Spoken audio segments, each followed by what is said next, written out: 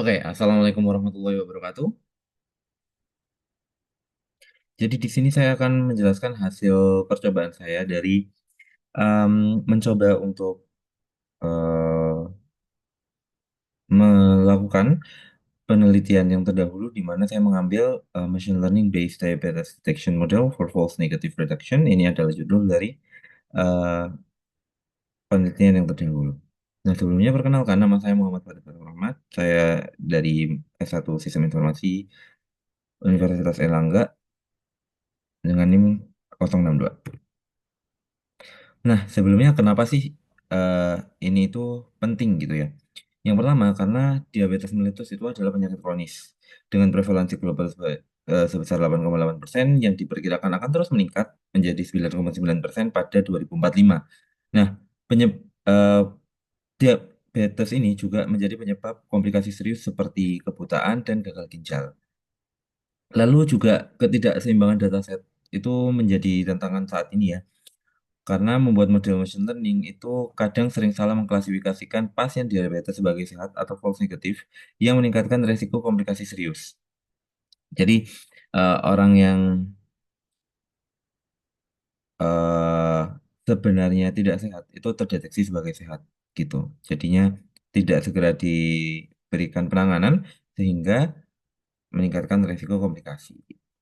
Nah, selain itu, un- untuk menangani hal ini, peneliti sebelumnya itu menggunakan SMOTE atau sebagai data augmentasi untuk meningkatkan precision and recall sehingga bisa meminimalkan false negatif dan mampu mengatasi ketidakseimbangan data dengan baik. Nah, untuk dataset sendiri, pada penelitian sebelumnya digunakan dua dataset, yaitu PIMA Indian Diabetes Dataset dan Diabetes Dataset 2019. Untuk yang saya gunakan sendiri, untuk yang sekarang adalah Diabetes Dataset 2019 yang mana diambil dari Kaggle, di mana dataset memiliki 952 record dan 17 fitur dengan satu target. Untuk fitur-fiturnya bisa dibaca di samping, di mana ada umur, blood pressure level, BMI atau berat badan, pregnancy, ini maksudnya pregnancy itu adalah kehamilan, seberapa banyak sudah pernah hamil. Diabetes history itu artinya apakah ada keturunan atau apakah ada apa ya, keluarga yang menderita.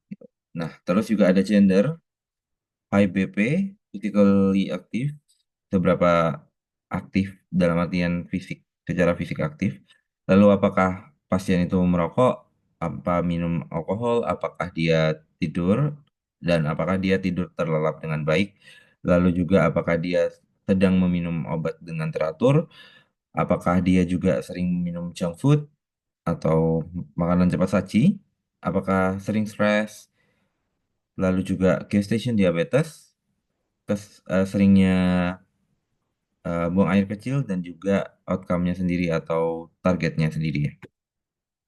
Nah, untuk metodologi yang digunakan oleh peneliti adalah dari dataset itu dilakukan data preprocessing ada tiga, yaitu mengubah missing values, lalu normalisasi sama label encoding, lalu juga baru dilanjutkan dengan data balancing using SMOTE. Setelah itu baru dipisah menjadi training dan tes data hingga akhirnya dicoba di machine learning modelnya.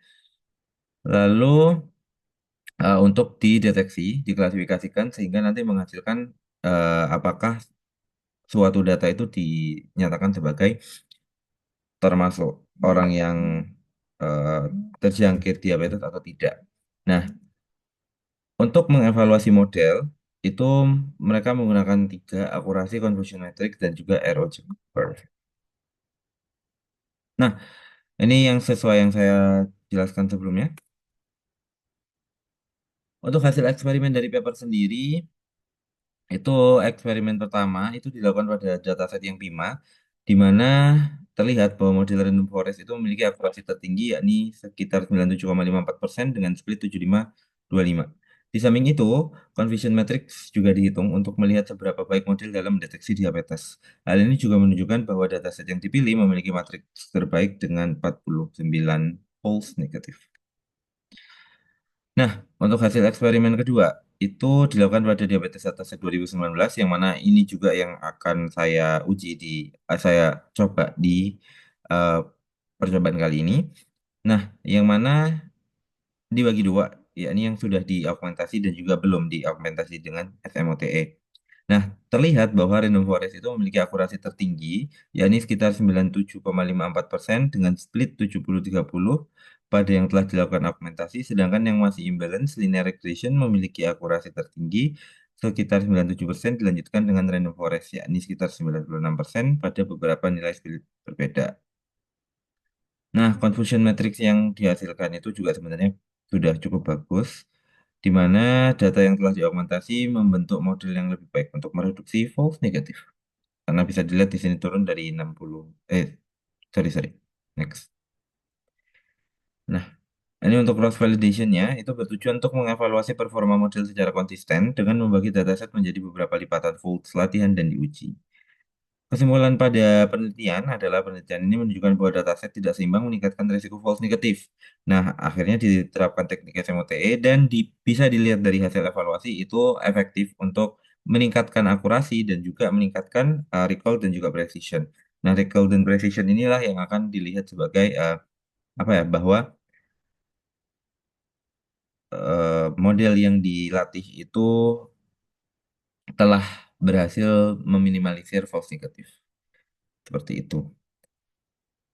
Nah, untuk percobaan yang dilakukan itu saya hanya mencoba untuk menggunakan model terbaik, di mana disampaikan bahwa model terbaik adalah random forest. Nah, dengan metode yang sama, pada metodologi yang sama telah di eh, yang telah disampaikan sebelumnya, itu diuji kembali. Nah, namun di sini saya melakukan beberapa kali iterasi, lalu diambil rata-ratanya. Nah, untuk yang pertama saya mengambil 50 iterasi untuk percobaan di tiap test size. Nah, dihasilkan ternyata di sini itu yang paling baik adalah benar, yakni 70 banding 30. Di mana dari 70 banding 30 ini, baik yang tanpa SMOTE ataupun yang juga menerapkan SMOTE, itu memiliki akurasi yang memiliki hasil performa yang baik. Di mana tanpa SMOTE itu memiliki akurasi 96 dengan presisi 95,6 dan recall 90,1, sedangkan ketika ditambahkan dengan augmentasi SMOTE itu menjadi 97,6%, 98,7% untuk presisi, dan recall 97,2%. Ini meningkat pesat dari yang sebelumnya tidak diterapkan SMOTE. Nah, lalu untuk dilakukan juga percobaan dengan perbedaan random state, di mana di sini bisa dilihat saya mencoba tiga random state, yaitu ada 20, 50, dan juga 80, mohon maaf, di mana akurasi terbaik itu disampaikan oleh 50, yakni sekitar 94,7% untuk akurasi, presisinya 92,7%, dan 88,9% untuk recall. Nah, untuk yang dengan SMOTE itu 97,5% ini meningkat, presisinya juga meningkat menjadi 98,2%, dan recallnya juga meningkat menjadi 96,7%. Nah, ini bisa dinyatakan, dengan ini bisa dinyatakan bahwa memang dengan penggunaan SMOTE itu bisa meningkatkan tidak hanya akurasi, melainkan juga precision and recall, yang mana memang penting dalam dunia medis untuk eh, se- mengurangi false negatif seperti itu. Nah, ini untuk sumber penelitian yang digunakan. Sekian dari saya. Wassalamualaikum warahmatullahi wabarakatuh. Terima kasih.